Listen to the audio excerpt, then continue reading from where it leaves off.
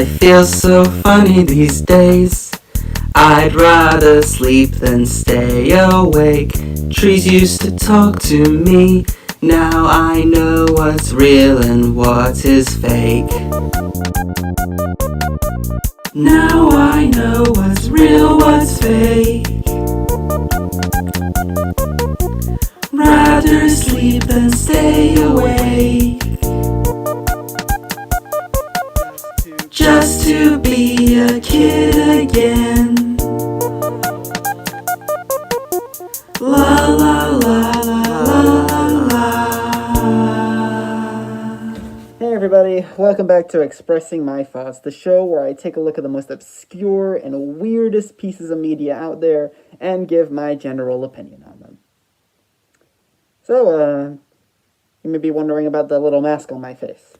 Well, if you could recall last episode, I had a horrible realization. So horrible that I had to pour scorching hot water on myself in order to make me forget about it.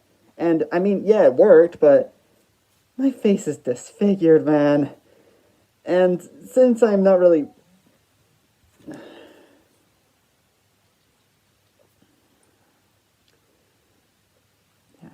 I know Plants vs. Zombies needs an update.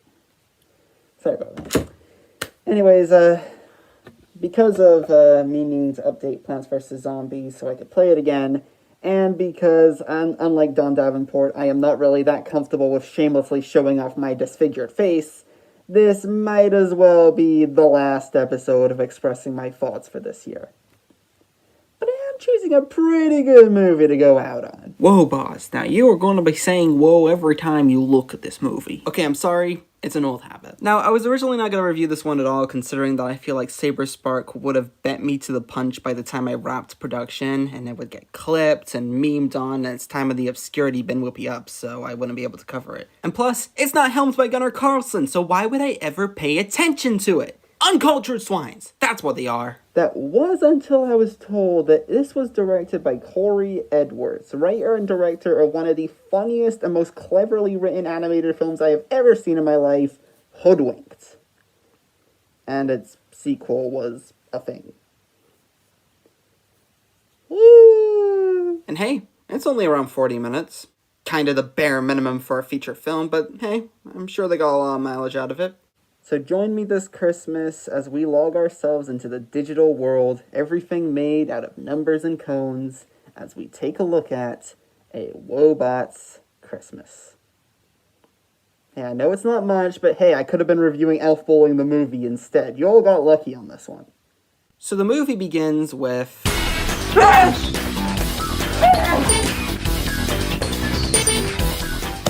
Jesus Christ, movie, you didn't need to scare me like that! Okay, that might just be the most intense opening to a Christmas special I have ever seen in my life. A little unnecessary to start on something like that, but hey, early 2000s. Hell, I wouldn't be surprised if The Matrix had a Christmas special at some point, and it would be a crossover with Jermaine and Foamy the Squirrel wearing a Gur onesie. Hey, can't get more 2000 than that. The people back then loved that shit. Maybe now that I think of it. Probably make a video about that. That'd be a very interesting topic. Anyways. Also, I would like to note that Zach's status here is orphan. Oh yeah, I had a whole hard drive of jokes to make about the main cast here, but since this is a fairly short review, I'm gonna stick with the best of the best. Our main lineup here is the PD party, presumably a regular R. Kelly collaborator, Lifter, who looks like a duck, a toothpaste ad mascot, Space Princess, Stick Aside Free, and a jump scare. Already, this is seeming like my kind of movie. Over-the-top beginning, weird cast, wonky animation, and I'm pretty sure one of these Wobots are voiced by Damon Albarn. I mean, hell, the kid here already looks like him. Oh, why don't you? Oh, hands cost too much. So I got me a claw. All part of the crazy days of Christmas, right? The first thing I like to note here is that Corey Edwards is a pretty good writer. Like I alluded to at the beginning, he was the director and writer of Hoodwinked, one of my all-time favorite animated films. And most of that film's strengths do carry over here. There's a sense of charm to how he writes his characters, and even if the dialogue doesn't feel that natural, it's still a lot of fun to hear these characters speak to each other. It does excuse the one flaw that I have with pretty much every single one of his projects, and that is, this didn't need to be a musical. We are working overtime.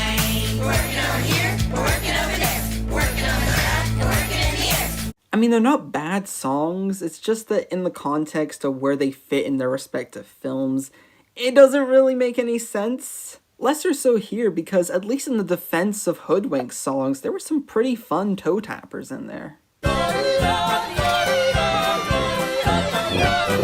Some worse than others. Here, it's just, eh. Even after watching the movie for this review, I completely forgot the songs were even in here. That's probably the biggest case for this song at the beginning, though I'm not 100% sure if this was confirmed by Edwards or not, but this entire setup seems a little familiar, don't you think?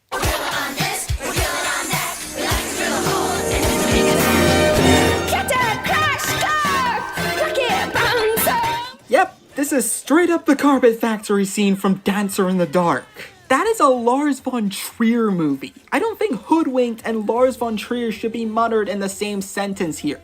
Unless Wolf is somehow tearing pieces of himself out while a horny Willem Dafoe watches. Chaos reigns. Zack is brought into the office by the guy who runs what I'm presuming to be an orphan slave trade. Jesus Christ. Hold on, if you could give me a minute. Let me just double check something in here. Okay. Yeah, that's what I thought. That's some dark shit! Who I'm just gonna call Mr. Jiggles because, holy. And the dickhead asks him if he could exchange the guy for a coffee maker. Also, the out-of-sync lip animation is exquisite here. You can almost smell the cheapness. I know this might be a bit of a controversial opinion, but I honestly really miss how sketchy Edward's animations look, because I had a feeling that his writing had gotten a little worse as soon as he was given an actual budget. Also, is it just me or does the design of the city look a little familiar? Oh, of course! It's a city from the end of THX 1138! That guy should really do space operas. Another forgettable song later, Zack and PD come across the mastermind behind the reported robbery of toys from all over the city. And he looks like he's gonna give some Good news, everyone! After them! Oh boy, we're really doing this again. Hold on tight, everybody! Let's get the party going! After that awesomeness, Zack and PD arrive at the clinic where they meet up with Oh my god! Who are you and what sketchy parties are you hosting? I know that I've already made an R. Kelly joke earlier, but this just makes me want to cover my genitals. That face, right there, just screams! My mind is telling me no, but my body is telling me yes.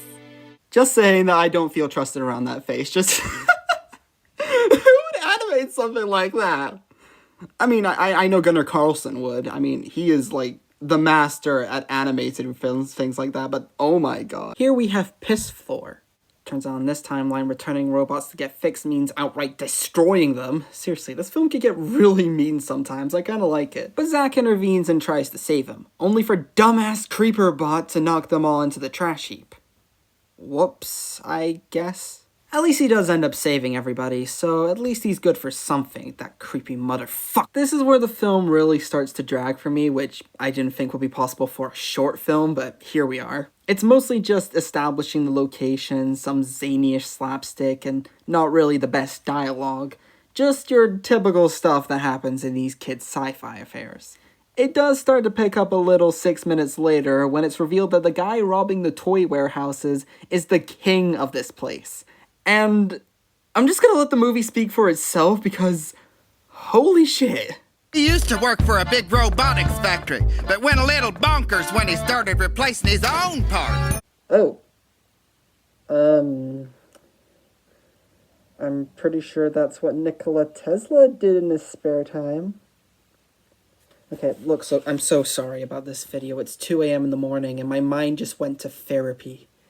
There's no sign of returning. Anyways, we are about halfway through, so let's just bullet point this shit, because let's face it, that's what the film did. And you know what's even more bonkers? The guy gets his own fucking song! Yes, this is Scrap Down, and I'm the one who wears the crown.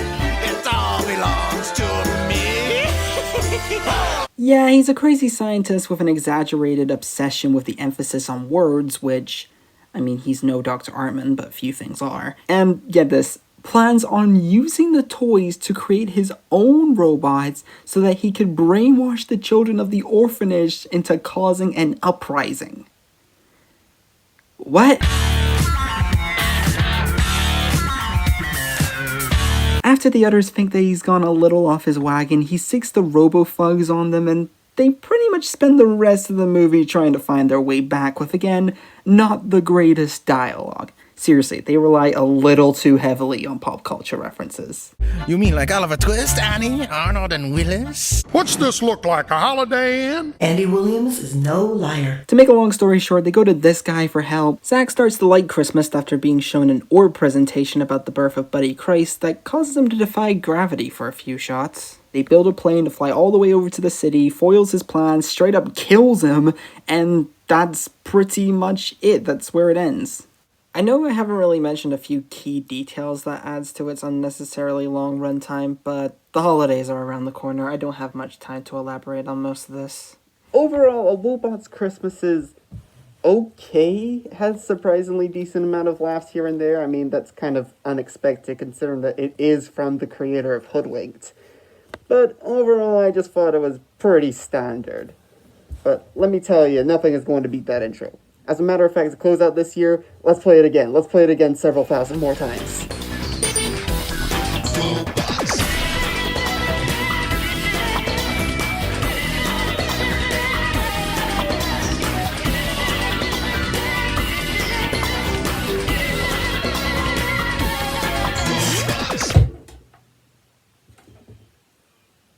Ow.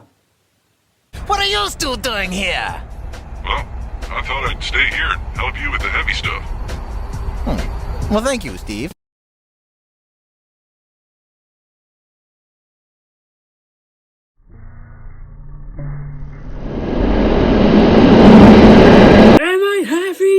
I really want to listen to the Beatles right now. All the crows know about my gang. Aphrodite pales in comparison to the Hex Girls. That's a lot of nuts! I still find it unbelievably hilarious that a church is literally across the street from a strip club.